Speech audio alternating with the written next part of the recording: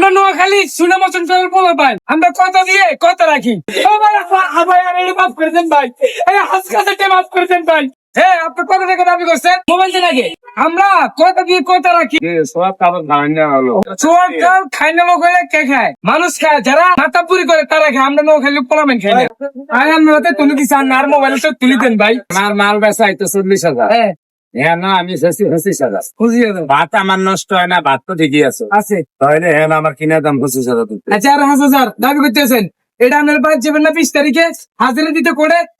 হ্যাঁ হ্যাঁ, এমনি দিন। এটা কি এটা আর পারবেন? ভাই? এটা দে, এটা বদলে দে, ঠিক আছে। ওই যে এটা তো আমাদের 2,000। ওই তো আমি বুঝি কি এটা কি দেখছেন?